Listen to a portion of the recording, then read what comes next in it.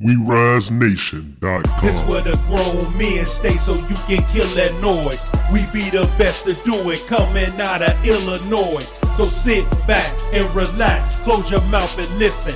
We bout to hit you with this knowledge that you've been missing. Listen closely to the Grown Men Podcast. We Rise Nation is the station with the gift of gab. We dropping knowledge on these topics that you wanna hear. We on point with it, get the picture loud and clear. If you seek it, you will find what you looking for. And once you hear us, it'll leave you looking for some more. Open the door, let us in, we got a special vibe. Now close the door, lock us in, and enjoy the ride. We about to talk about some things that make a lot of sense. And what we talking about, here sometimes we'll get intense. That's what we looking for, trying to spark a conversation. Join us live or you can listen on the We Rise Nation. This where the grown men stay so you can kill that noise. We be the best to do it, coming out of Illinois. So sit back and relax, close your mouth and listen. We bout to hit you with this knowledge that you've been missing. This where the grown men stay so you can kill that noise. We be the best to do it, coming out of Illinois. So sit back and relax. Welcome back to another edition of the Grown Men Podcast. I am your host, BAN, and welcome back into the show. Well, as always, we have a lot of different interesting topics that come up on WeRiseNation.com. A lot of people want to talk about different issues and different stories that be coming up during the course of the week or so, or a couple of months. As me and Mark discussed earlier this week about a couple of things, we were talking about how we wanted to lay out the format and the things that we wanted to talk about and what we saw as important issues. And there's a lot going on. Of course, we just coming off the July 4th holiday weekend celebration. A lot of different things going on there. A lot of different things to talk about. And you know, the whole thing where we started out is no trust. That's right. There is no trust right now going on all across the world, and especially here in the United States right now, as we're going to jump in, as we always do, at the top of the show and talk about the embarrassment of Felon 47. Yes, Felon 47, the felon of the United States of America, once again putting his foot in his mouth. First of all, he interfered in the World Cup deal with the guy got the red card or whatever it is in soccer or football, as like our friends across seas like to call it. I'm not a big soccer fan. Don't get into it. Don't watch any of it. However, this came up and it was in the national media because Felon 47 actually went to FIFA and talked to the officials about a call that was called against one of the players on the USA team, right? And he got involved in it and said the guy shouldn't have, it shouldn't have been a call on him, which, no, it shouldn't have been according to the rules, but the call was made. That's just like jumping in an NFL Super Bowl game, right? Or the MLB World Series or the NBA Finals or the NHL Finals and saying, look, this was a bad call and we're going to redo this. Actually, this is what happened. And this player was allowed to play under what circumstances? It makes absolutely no sense to me that this was allowed to happen.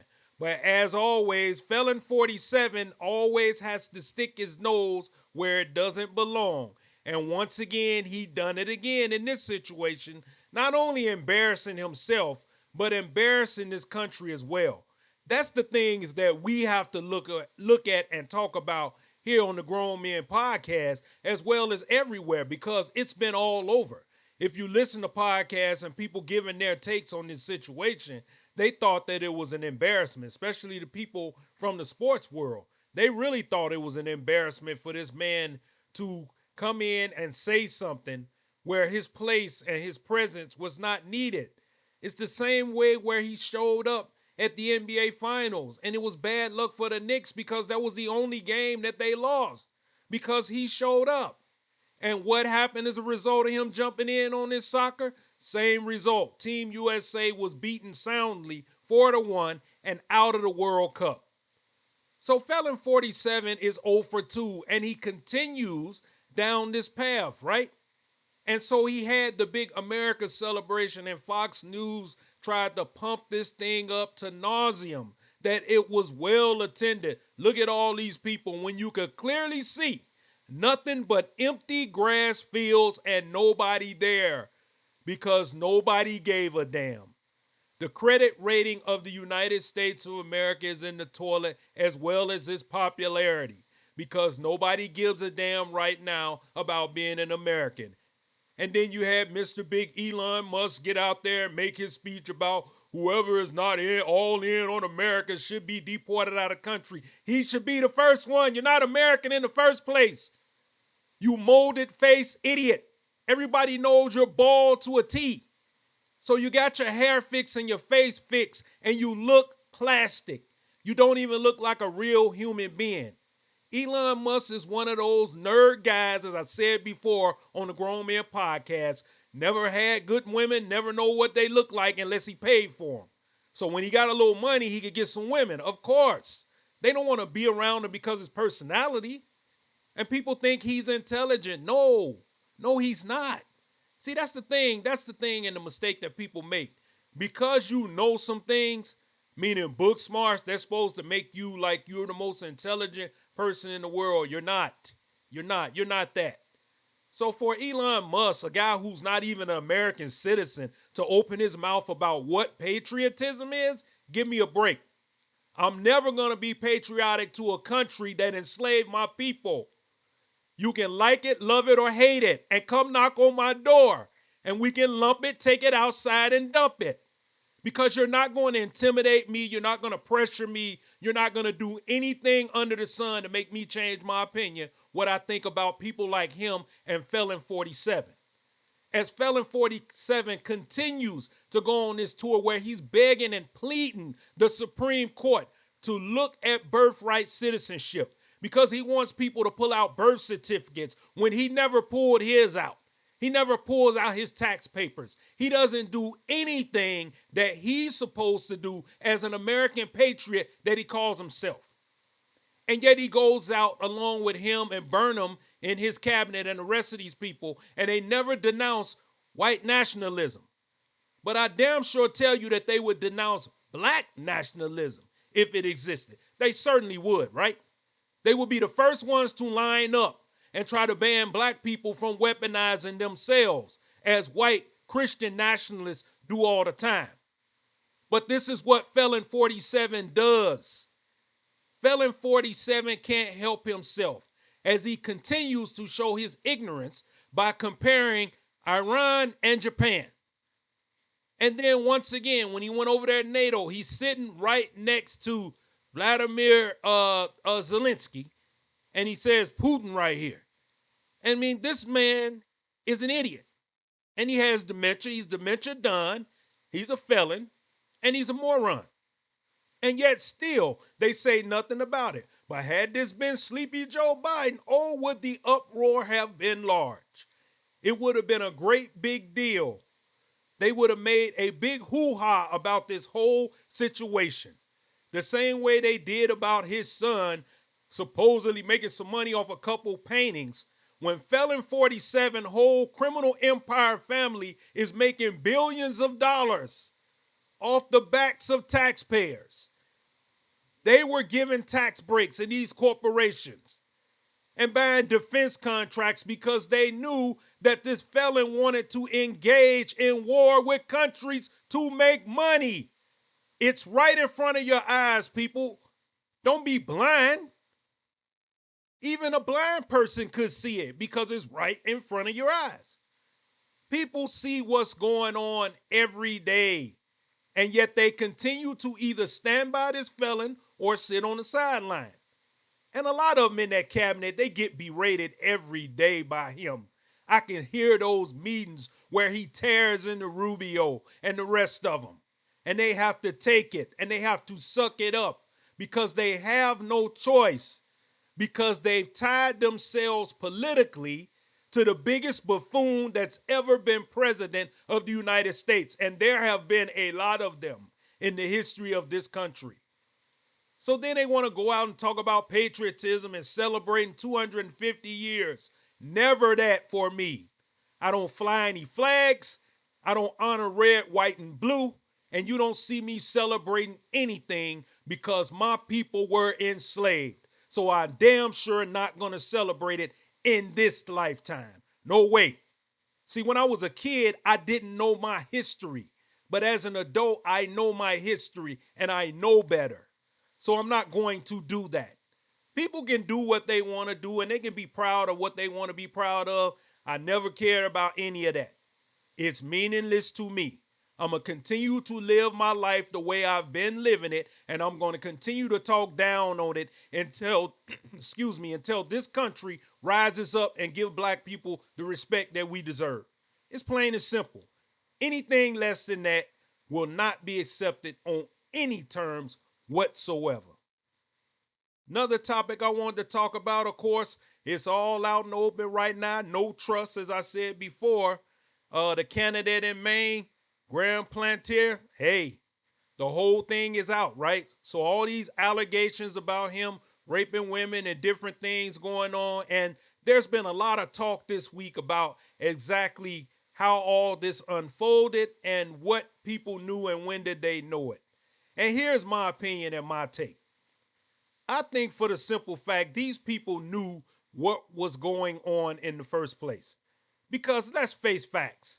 They vet these candidates. They know going into this thing that there are some suspect things in these people's past. And yet these people still embraced him and they still voted for him. So what does that tell you? You had a lot of people talking this week saying that's one thing about the Republican Party. They'll go all in. Look at Ken Paxton down there in Texas. They're all in. And he's neck and neck with Tallarico right now in Texas for the Senate. So what does that tell you about American values? They don't exist. It never existed. That was a myth. It never existed on any level whatsoever. It was never a thing. And yet all the time they're promoting about having these morals, standards, and values. The Republican Party doesn't care jack about that. And that's the thing that the Democratic Party needs to learn from that, is that the candidates that you need to put in there are people who are going to be outspoken and vocal. Now, look, these are some serious allegations, but that's just what they are, allegations. There's no proven facts. And of course, you had John Fetterman come out as he's dogged his party and saying they're letting communists in because people don't want to help Israel bomb people because that's what he wants to do. That's John Fetterman's take in a whole nutshell because he wants to back Israel's play, whatever, Israel or nothing.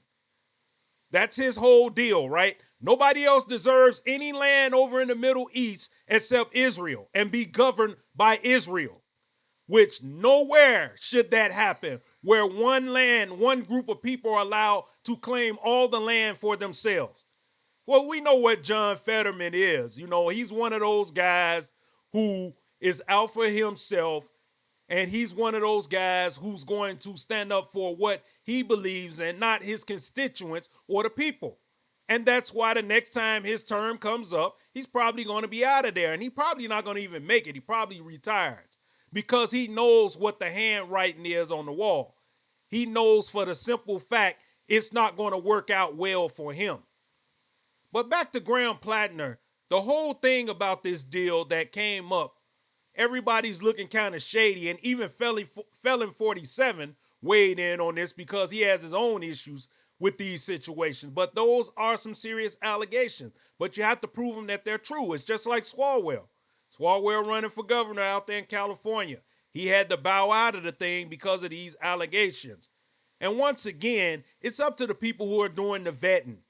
And as I've said before, and everybody has said, these Democratic strategists who always lay out these game plans, these consultants as well, they are always wrong. And that's why the Democrats always take these L's. Because the simple fact, they're going after the people who look like they're moderate and in between. That's not what people want anymore. because moderate and in between is not working for us. We need something different.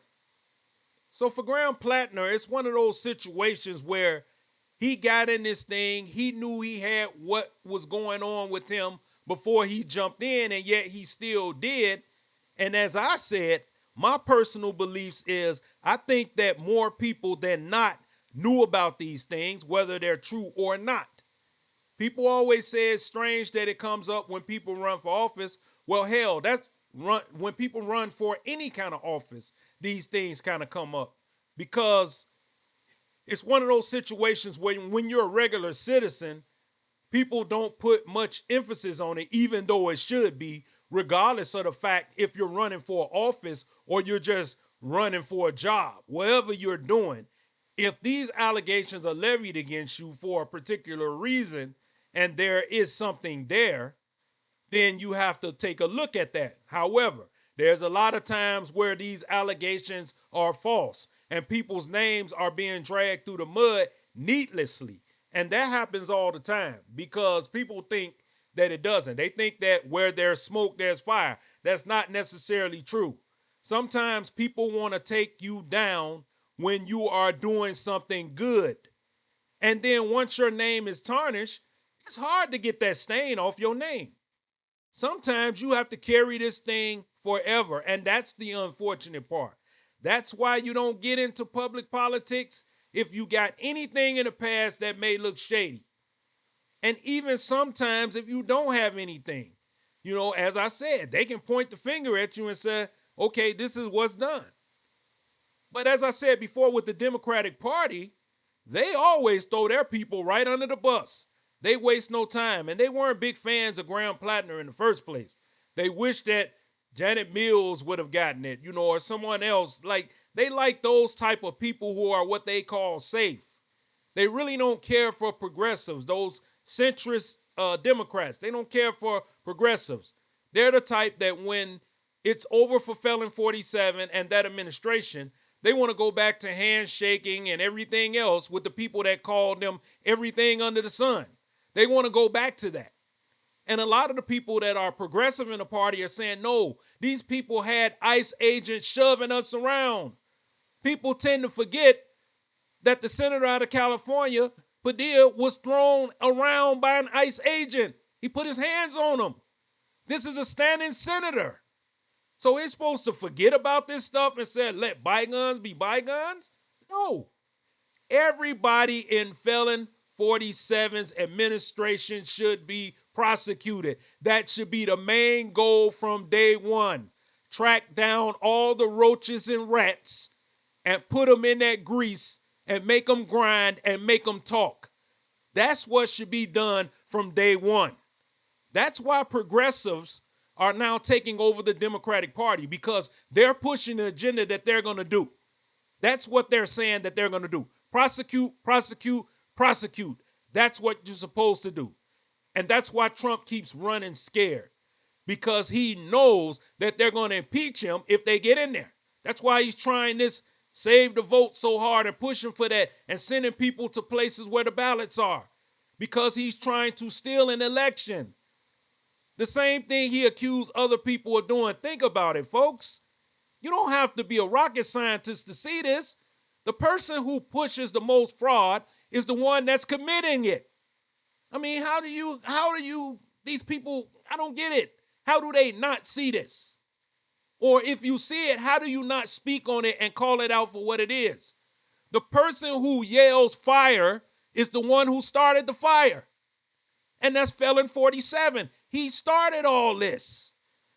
Before then, yeah, we had a couple of hiccups with the election, like when they burned Gore's ballots down there in Florida, but people got past it. Al Gore accepted the fact that he wasn't going to be the president of the United States, and he got past it. But Felon 47, that's a whole different ball game. He kept pushing this fraud. He kept yelling this fraud. And then these idiots, morons, rubes, and suckers started to believe it, and the grifters and the con people and the billionaires came right along with it. Because guess what? He was going to look out for them. That was what he was going to do in the first place.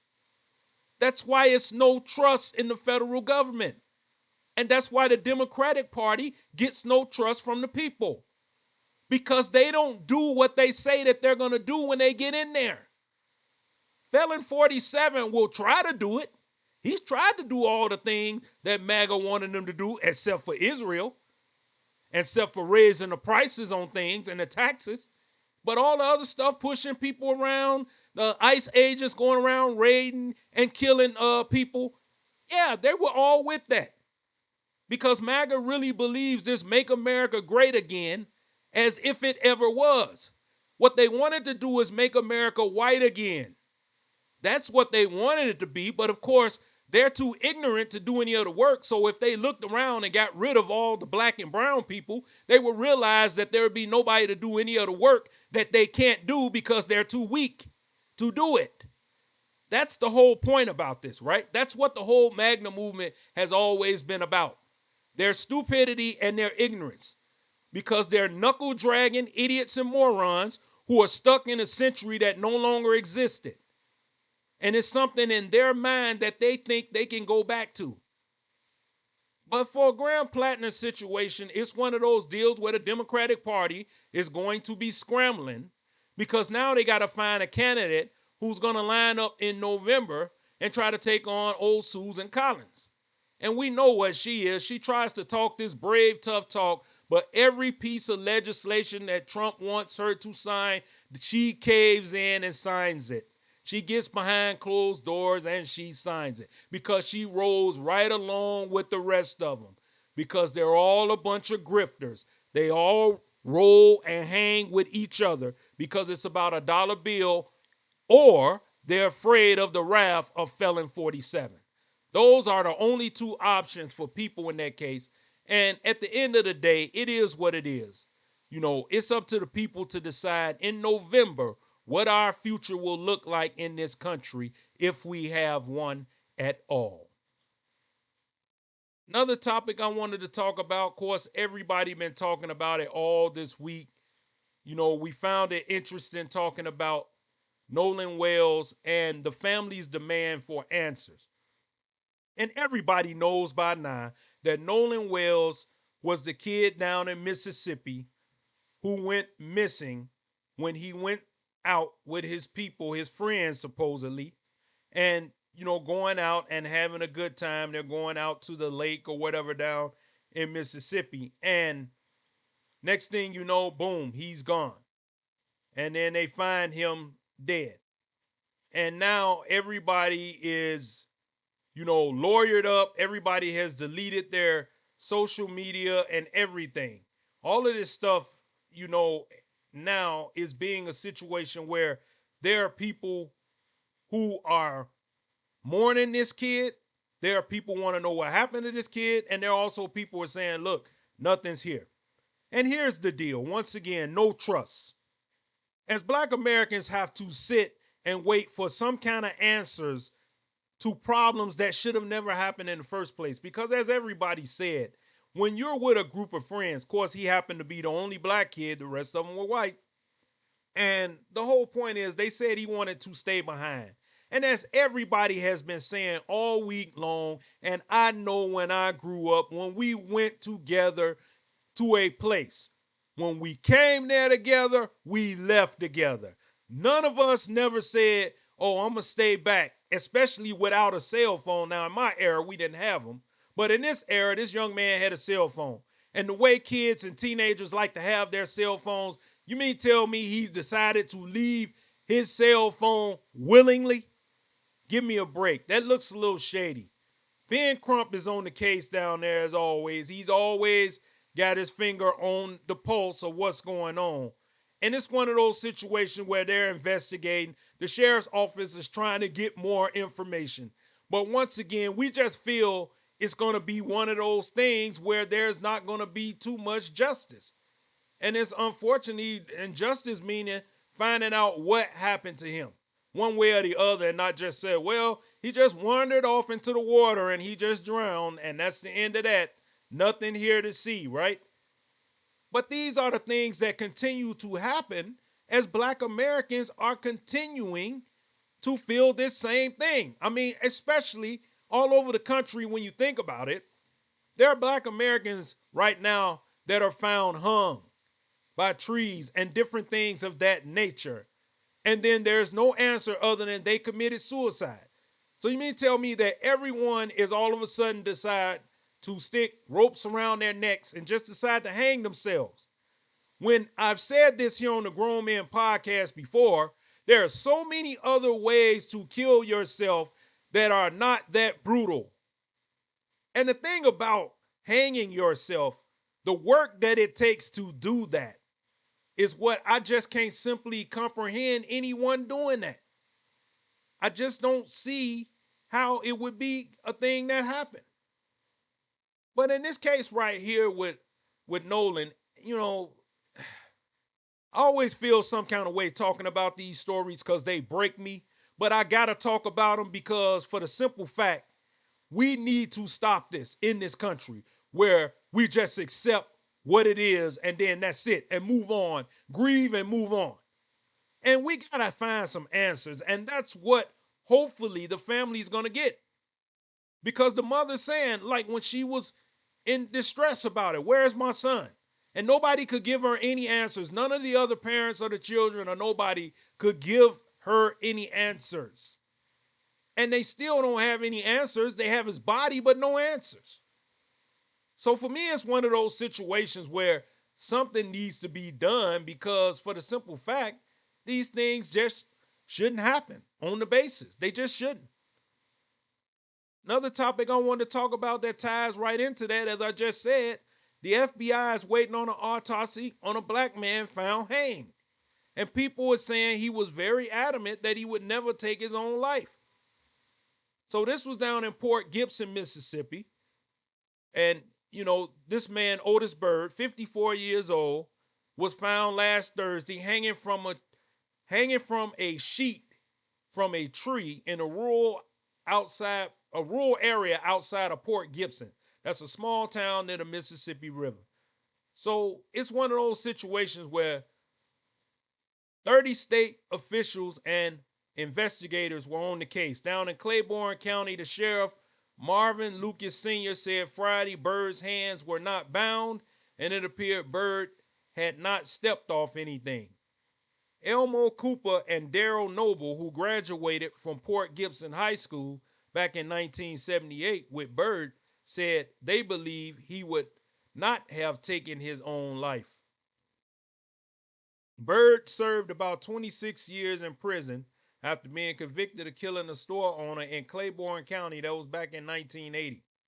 Noble said Byrd reconnected with friends and adjusted well after leaving prison. He said Byrd attended class reunions in 2008 and in 2013. Cooper says when he heard he and Byrd were in high school, they would talk about what they do if something terrible happened in their lives. And he was very adamant, he would never take his own life. So, it's one of those situations where, of course, we got the FBI on it, and good luck with that because no trust, once again. I don't think we're going to get anything concrete from them other than the fact that this man hung himself, especially considering the fact he's a black man. Because as I've said before, black lives have no value and they have no meaning. You can kill black people as they've done in this country for hundreds of years, and there's not a crime. We talked about this before here on the Grown Men podcast, and people have been talking about it regularly, that people have to understand that just a couple of, 150 years ago or so, black people weren't even considered people. We were property. So you can't go to prison for killing property, for shooting your own property, right? So this is the mentality that they have today. Same mentality, new era. Black lives still don't matter. And everybody used that trope and thought it was a joke, and everybody thought it was funny because, see, it's meaningless to them. And you even had some black people saying, what is this Black Lives Matter stuff? Because their life have no value either. A lot of these celebrity people, their lives have no value. They're valued by a dollar bill because that's what they believe will get them out of any trouble and make them different than you and I, is that they have a few pennies to rub together. Except for when it's time to put you back to hard labor and in a field, something that you never done in your life because you are too busy never working real jobs and being celebrities. Because, see, that's the thing about celebrity people. Now, there are some celebrities who had to work hard to get where they are, but there are other celebrities who never worked a day in life. So they don't know anything about a struggle until they put those chains back on you, and then you would know how your ancestors felt. But for this situation right here with this man, Otis Bird, it's one of these deals where I hope that something comes up. I hope. But I'm not holding out that much because the FBI is led by an idiot. You know, speaking of that, he's in town this weekend in the city of Chicago. And of course, they're going to try to make a big deal like he's some big deal when he's not. Nobody cares about Cash Out Patel. Never have, never will. If he die tomorrow, so what? Bury him and get it over with. I don't like him. I can't stand him. Got nothing to say for him. But for, the FBI, they're not going to find anything because they're not looking for anything. They're going to say, case dismissed, whatever this is. This was a hanging. This man hung himself, suicide, nothing to see here. And they're going to move on to the next thing because that's what they do. And the next thing that they do is listen to Felon 47 and try to investigate his enemies or people that talk down on him and find any small infraction that they done and try to make a federal case. That's what Cash Patel does. That's what the FBI does. That's why we've never had any trust with the federal government and the FBI. We never have and we never will, because this is what they do. They done it to all black leaders in the past, and they continue to do it to black people today because these are the type of people that they are. They work for Felon 47. They don't work for us, even though we are the ones that pay their salary. But it's one of those situations where, as I said, I hope they find out what happened to that man.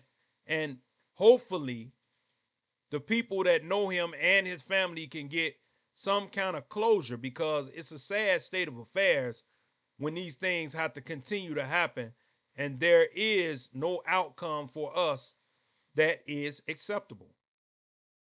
Another thing I want to talk about, of course, it's always been in the news for a couple of months now. Been talking about the police shooting of the 1-year-old Mississippi boy, which ignites tension between police and black residents. The fatal shooting of the 1-year-old boy by police who were responding to a shoplifting call has ignited simmering tensions between police and black residents in the small town of Senatobia, Mississippi. The death of Cohen Wiley is the latest in a series of troubling encounters with police that have outraged community members in recent years.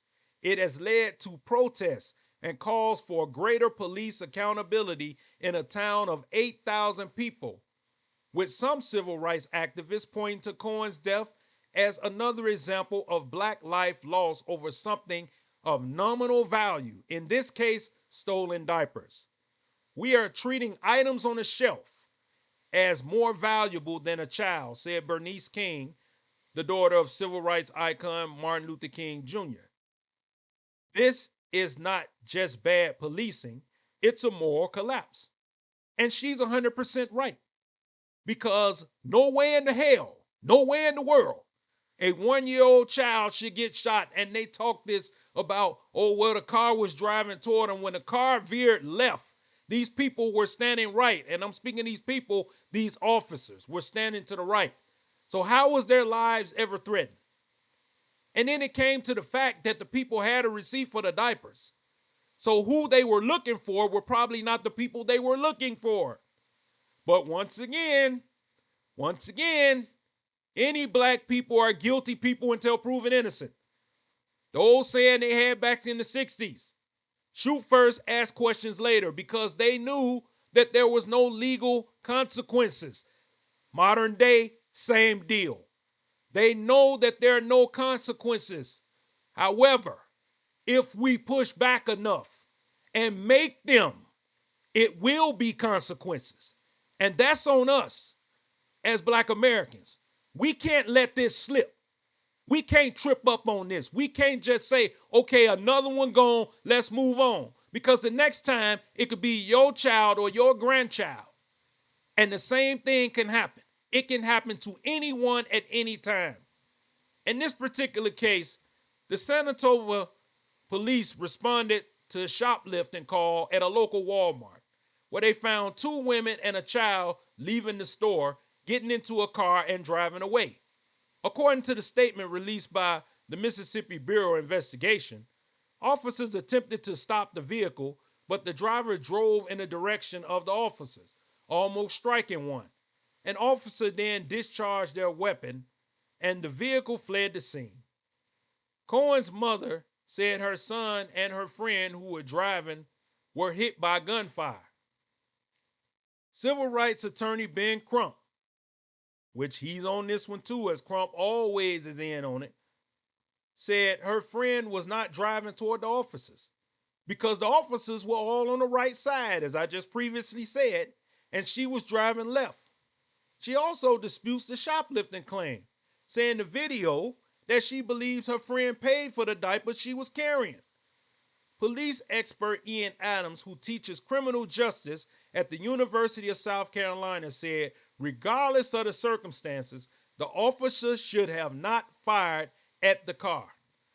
Modern policing knows that shooting into a moving vehicle is a very bad idea and one to be avoided at almost all costs. For one thing, vehicles have occupants, which is obviously a concern here in this current case. So he laid it out right there, which is true. Because even if you said somebody looked like they was running a car towards you, well, if you shoot those bullets, they may go through that car and hit somebody else who was just standing there. That's why you don't do something like that. And it's one of these situations where you have a 1-year-old child dead. There are no charges other than administration leave for these officers. Now they go over this case, okay, nothing to see here, and they try to move on. Because it's just a microcosm of these cases that continue to happen. In 2023, Takia Young, who was pregnant, was shot by police in Columbus, Ohio suburb after attempted to apprehend her. Police said Young, who was also the mother of two young sons, got into a car and accelerated in the direction of the officer who fired through the windshield. Both Young and her unborn daughter were killed. The officer in that case was acquitted of all criminal charges and found justified in his use of force by the review board. And once again, the two deaths join a long list of other instances of Black Americans dying in interactions with police after accusations of petty criminal offenses. That list includes the murder of George Floyd back in 2020, who was killed after police responded to a call he used a fake $20 bill at a Minneapolis grocery store. That deserved death. Anything is death for a Black person. Anything. Walking across the street, jaywalking, death. Shoot them dead. This is what they're saying. We need to wake up. We need to understand that they don't care about us. So we have to push back. But a lot of us don't do it. We continue to sit on the sideline waiting on the next thing to happen and not speaking out and not saying anything. Not going to their representatives and demanding justice. These are the things that we have to do. That's why this story has to stay in the news. That's why the Nolan Wells story has to stay in the news. That's why the Carmelo Anthony story has to stay in the news. Because we need to talk about these things. Now, I know the Carmelo Anthony situation is different because he killed somebody, but the circumstances that led to him doing it were not of his own making. That's the point, what I'm saying. All these things happen to Black Americans, and they continue to happen because we don't say anything and we're expendable as people. Because they look at us like, okay, if you kill one, they got several more over there. So we can either use them for labor or fodder or lock them up. That's what they think of Black Americans. So we need to do better. And we need to figure out why they don't want to protect us as well as they protect white Americans in this country. That's why no trust. That's why. Because for the simple fact we don't feel that we have any backing in this country. And that's why a lot of time people want to leave this country. Because for the simple fact, these things continue to happen time after time after time again. And we're sick and tired of being sick and tired. But now it's time to fight back, push back, get up on our feet, and make some noise. That's exactly why we talk about these topics here on the Grown Men Podcast. Another topic I wanted to talk about, once again, we stand down in Mississippi, and that is from hope to heartbreak, the guilty pleas that shook Black Mississippi. And they were speaking on all of these, young politicians that were coming up in Mississippi. The young mayor, of course, down there, Lumbamba, he had a situation that came up where they was taking kickbacks. Of course, you got a lot of these guys that were down there that were talking the big game, that how they wanted to get, the city of Jackson, which means something to me because that's where a lot of my family is from. That's where a lot of my family still reign, down in Jackson, Mississippi, and other parts of Mississippi and Greenwood as well. That's where my family is. And I hate to see Black people stepping on the backs of other Black people, especially poor Black people. So there was a time in Jackson where they believed that history was going to unfold. A young mayor carrying one of Mississippi's most well-respected political names, a district attorney promising justice and reform, a city councilman trusted by his community. They were viewed by many as the next generation of Black leadership. Now they are the faces of one of the state's most highly profiled cases. When federal indictments were handed down in 2004, former Jackson Mayor Chokowany Antar Lumbamba, former Hinds County District Attorney Jody Owens, and former City Council President Aaron Banks stood firm. They pleaded not guilty, insisting the case was politically motivated and promising to fight the charges. I am not guilty, and so I will not proceed as a guilty man, Lumbamba said at that time. The bribery scandal became public. He continued, I will handle the business of the city of Jackson while my attorneys continue to handle the business of these court proceedings. Many in the Black community believed him. Nearly 2 years later, one after another, each man walked into the federal court and changed their plea to guilty, admitting to conspiracy connected to an FBI bribery sting and ending what was expected to be one of Mississippi's most closely watched political trials. The guilty pleas didn't just end a criminal case, they broke hearts. For many residents, this story is about more than 3 public officials. It's about broken trust and a lingering question that has echoed across Jackson's churches, barbershops, and neighborhood gatherings. Is justice truly equal? The question persists because many point to the state's welfare scandal, where high-profile figures such as Brett Favre and former Governor Phil Bryant have denied wrongdoing and not faced criminal charges, while nonprofit leader Nancy New pleaded guilty and cooperated with prosecutors. These cases involve different facts and legal theories, but for many Black Mississippians, the contrast has fueled a perception that accountability is not applied evenly. The timeline is as stunning as it is sobering. November 2024, Owens, Lumbamba, and Banks are all indicted and plead not guilty. In June of 2026, Owens changes his plea to guilty and resigns as Hinds County District Attorney. July 2026, Lumbamba and Banks also plead guilty, avoiding a trial that was days away. Their legal fate will now be decided by a federal judge. Their political legacy has already been decided by history. Councilman Kenneth Stokes, who has never been shy about speaking his mind, said everything that I predicted and how I predicted it is unfolding. The steps of a righteous man is ordered by the Lord.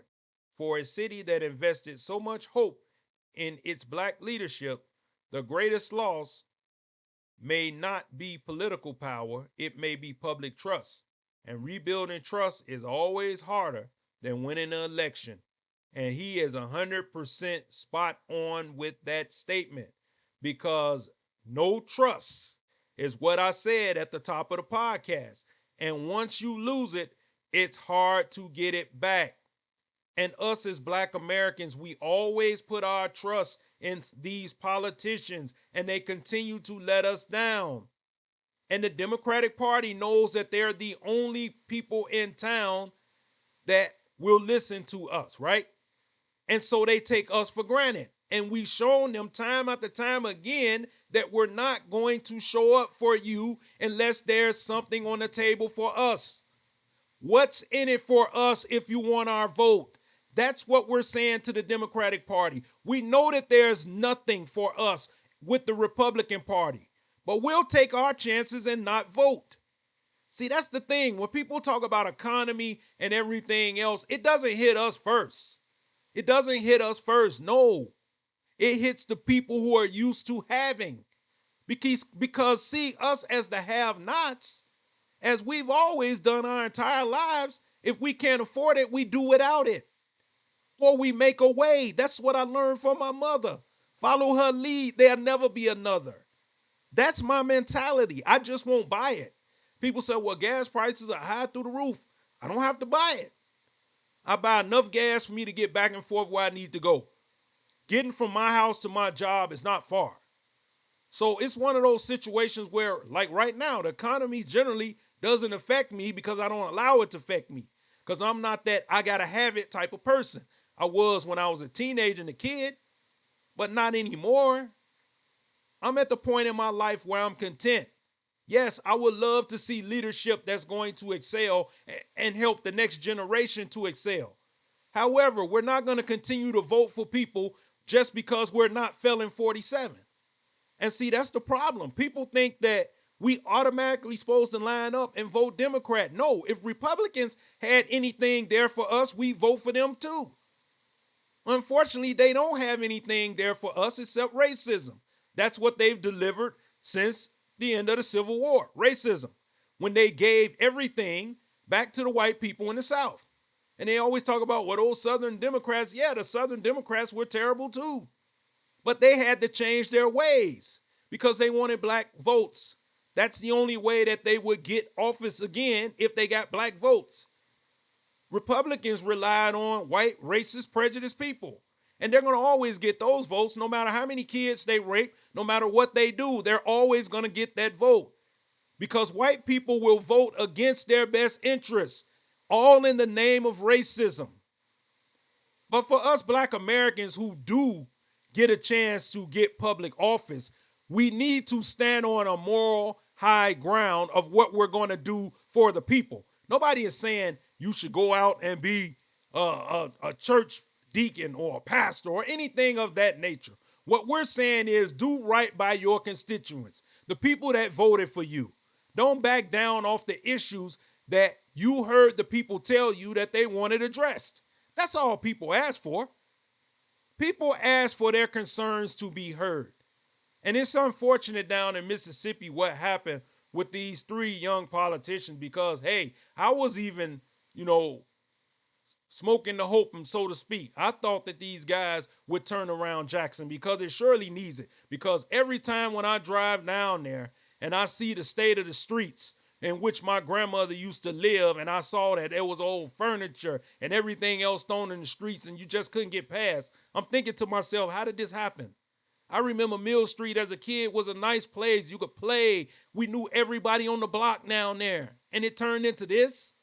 Is this what's going on? We have to do a better job as Black politicians when we get the opportunity to do so that we can thrive and our communities can grow.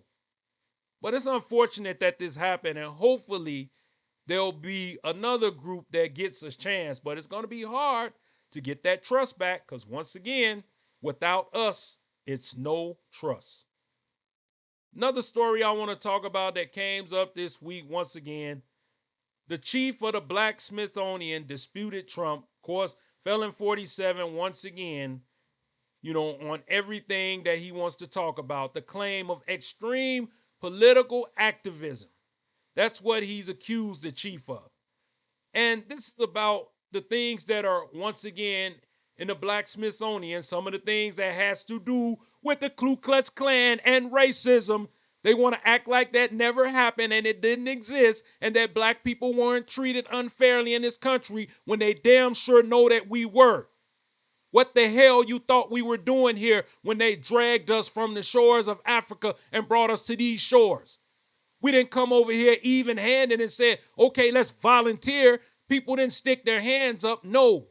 They took people who were prisoner of war from other Africans, brought them over here and enslaved them and used them to do the work that they were too lazy to do or too weak to do. Either one of the two. And I think it's both of them. Because they knew that they couldn't do hard labor because they were weak. And they're still weak today and not doing any hard labor. That's reserved for people with strong minds as well as strong backs. But see, that's the thing. Then they suckered us into believing that our brains weren't big enough or large enough to hold intelligence. When you can clearly see that that's not true from all the accomplishments that black Americans have made in this country since it was founded. But this is the stuff that Felon 47 will continue to say. So here, Lonnie Bunch, the secretary of the Smithsonian, wrote in the email, our work is driven by scholarship accuracy and the uncompromising commitment to tell the fullness of America's story, good and bad. After the Trump White House issued a July 4th report accusing the Smithsonian National Museum of American History of extreme political activism. Lonnie Bunch, the first black secretary of the Smithsonian, is speaking out against those claims. In an email to staffers, Bunch, who has headed to the Smithsonian, who was the head of the Smithsonian since 2019, defended the institution's work and pushed back against the White House Domestic Policy Council, titled Reporting Saving America's Story, how the ideological capture at the Smithsonian Institution's National Museum of American History erases our history. And he's telling 100% truth.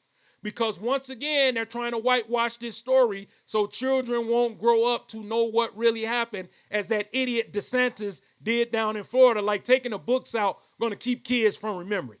You stupid idiot and moron. My grandchildren will know their history, and everybody else feels the same way. So you're not going to cheat us out of our legacy and our history and our lineage. It's in our bloodline. It's in our DNA. So for idiots like that governor down there in Texas, Ron DeSantis, and that other idiot, Felon 47, and that idiot down there in Texas, they can take it, dump it, run it around the corner with it for all we care, because we're going to talk about what happened in this country. We're going to talk about the full history of this country, and slavery is in that document. It's in our blood.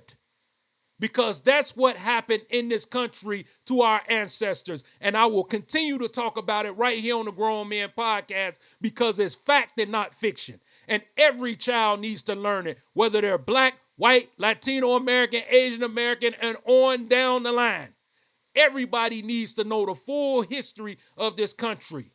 That's the only way you can ever embrace this country, is if you have to embrace everything that goes with it. Until they do the right thing by us, we're going to continue to talk about these things.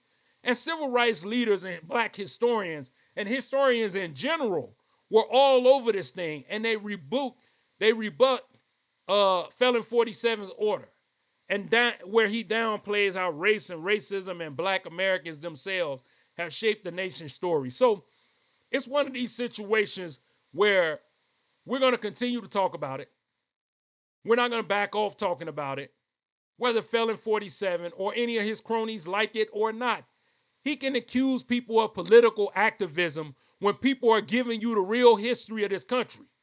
They have no problem when you start talking about George Washington and all these people, Abraham Lincoln and all these other people under the sun, because they were much more important than anything black Americans achieved in this country. And yet they still forget about the fact that without our labor, this country would have never been built in the first place. But this is the thing that they don't want us to know. This is the thing that they don't want to talk about because they don't want the poor whites to feel shame. It wasn't them. It's not our fault. That's what they yell. No, but it's their ancestors' fault. Exactly. So they need to know about it. And a lot of them have said that. And a lot of white Americans have given away land to black Americans saying it belonged to them because they are the people who work this land. And see, they don't like to talk about those stories a lot. They don't want to talk about them because they don't want other people to say, oh, we got to give up our stuff to them. Nobody ever said give black people nothing. Black people never expected you to give us nothing. Just don't get in our way while we're trying to get it. That's the thing that we care about. But it's one of those situations where we're going to continue to talk about it here on the Grown Man Podcast because these are important issues that have to be talked about because they are important. And we all need to talk about it and tell our children as well. Another topic I wanted to talk about this week was a story that came up I found very interesting.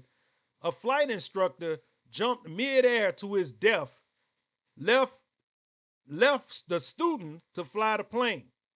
So this happened, I believe, in Argentina, right? There was a flight instructor at the controls of the Cessna 150 suddenly turned to his student and reportedly said, you know what you have to do? Carry on. Then he took off his headset, unbuckled his seatbelt, shoved open the door, and jumped out of the plane. The 22-year-old student, identified in a news account only as Rosario, already had a pilot's license and was able to safely land the aircraft.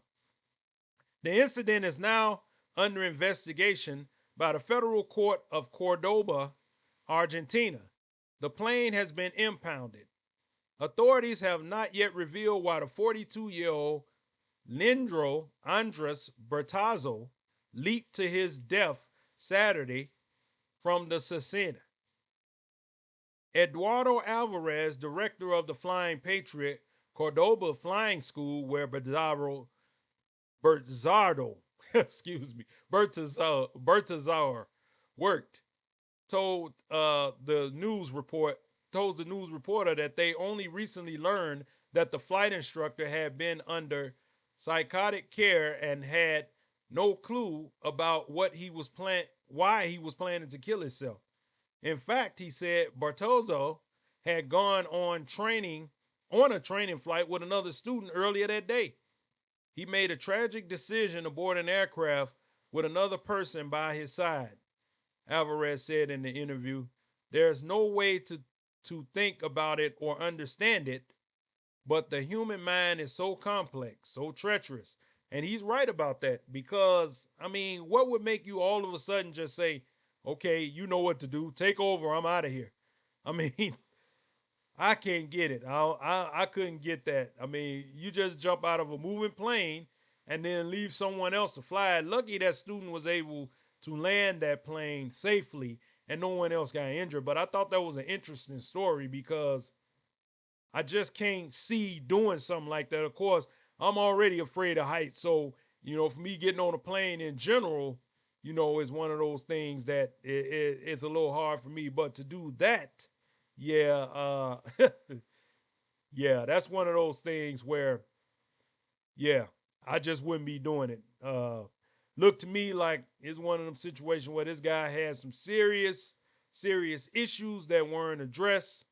And unfortunately, he lost his life behind it. But luckily that the student was able to land the plane and nobody on the ground in the vicinity or area got hurt. So I guess you can chalk that up as, it could have been worse than what it was. This guy caused his own death. You sad about it, but, you just happy nobody else got hurt.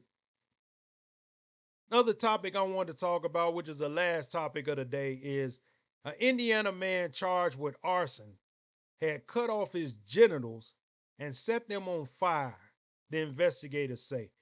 And this is courtesy of WGN over in Fort Wayne, Indiana.